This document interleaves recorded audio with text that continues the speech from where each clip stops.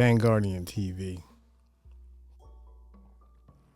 and I'm just reflecting as far as this week, personally in my world. If I'm giving us summarizing my week, so to speak, in a political aspect that impacts my world. Our leaders are really failing us. This whole thing with Kash Patel, the director of the CIA, the director of the FBI, this back and forth, this combative. I know hearings are tough, but they're designed to get the facts, but a lot of it is just theatrics,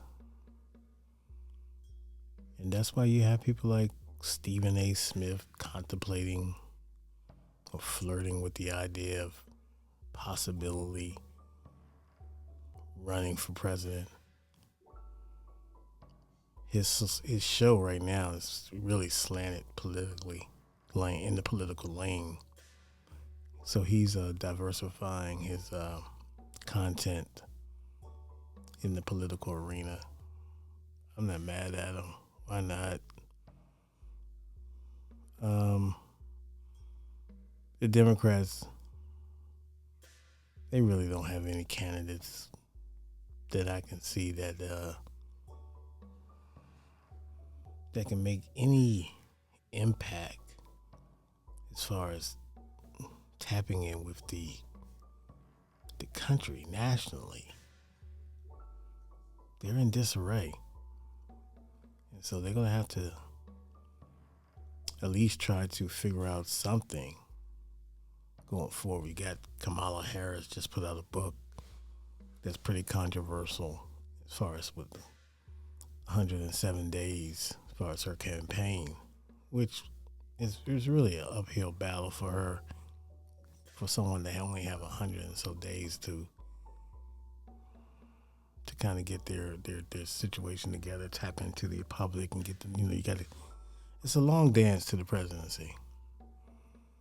You have to be enduring to the public. You have to come off as a honest person, sincere, humble, down to earth, relatable, and just you have to have a certain foundation, a certain principle about you that people can see when you're talking. You got to have it. And a lot of the Democrats right now, they're just so, with their politics, they're just so far on the left. And the thing that hurts them, I thought, was all this, this transgender rhetoric. There's just a lot of that. Hey, I'm all for you. You want to, hey, I'm all for a person's being able to be freedom of whatever lifestyle they choose to partake in. But you have to know there's a lot of people that's turned off based on, all of the theatrics that come with that. So it's a very delicate situation that people have to dance around. Have to ask themselves, is it worth it? Then they're looking into your background, your family members, who you went to school with, anything to look for scandal. So it takes a certain individual that can go through all that scrutiny and the lies, the dirt, the smear. All your name is just being related to things that you're like, what are they talking about? So it's a lot of stuff when you're trying to run for a political office. You sign up for it. I believe you just have to be aggressive when you're in that arena. I believe you have to believe in what you're saying and not just saying it just to get an impact, just to get over, so to speak. I believe you have to have a certain, a certain character in order to become the president of the United States. And,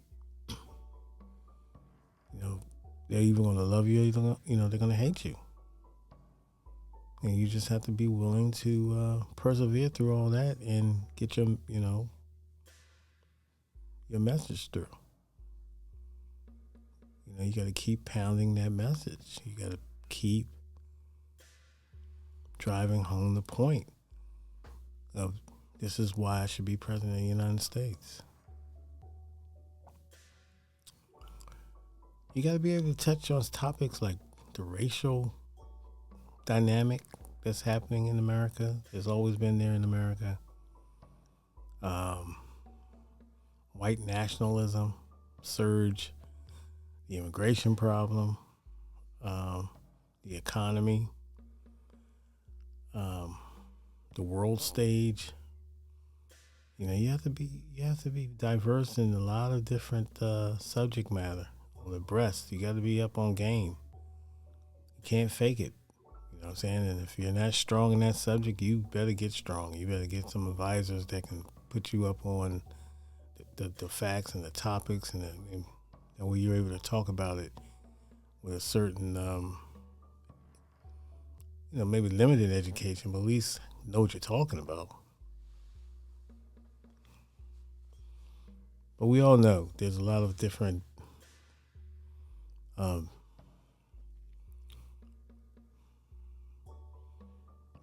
times, different politics is happening behind the scenes as well, which is very important too.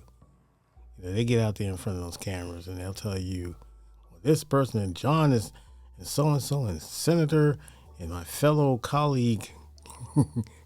They're so convincing. Like they don't agree with anything they talk about, but these people are having lunch. They're having conversations outside. I mean, come on, let's keep it real. They just don't want to cross the line to get anything done because they're, in their minds, it's not politically, it's not a political survival tactic to use to go against your party and work with people. You have to have some bravery. But I think that makes the ones who are willing to cross the aisle and work together, I think that makes them a little more stand up as a politician to me, because at the end of the day, it's all about the American people. It's not just you giving sound bites and basically blowing smoke up the American public's what. But and a lot of them do. They get paid. They're very well adverse in performing, but not actually getting anything done. On both sides. So. It's frustrating. I get to the point I don't even want to watch it anymore because it's just, even the talking heads on the major mainstream media outlets, it's all game and show, performance, scripted. This is real life we're dealing with. And some people, they just believe anything that they're being told.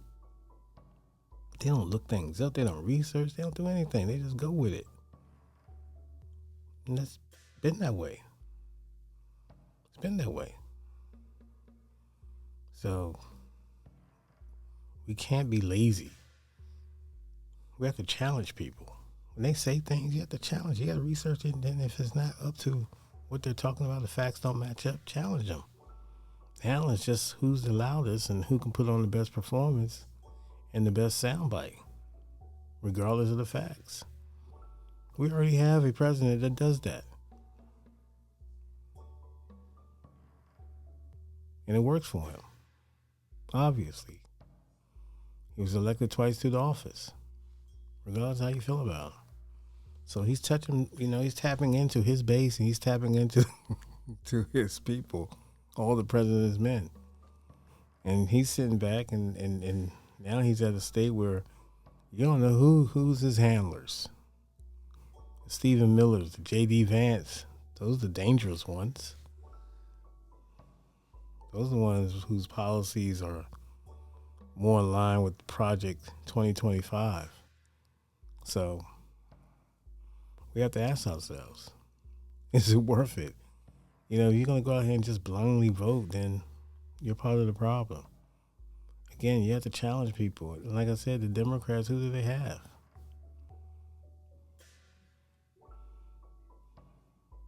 Gavin Newsom? Wes Moore? I like Wes Moore. But they're going to need someone more centered, because some of these leftists, these extremists, even on the right too, you see what's going down with these last couple weeks with the assassination and the rhetoric going back and forth, man. It's wild out here. What happened in Dallas? I mean, come on, this is crazy. But this is where we at as a country, and this too shall pass, and we'll get through it, and we'll have our opinions as to how things work out, readily available. Anyway, that Guardian 650. Have a good weekend. Peace.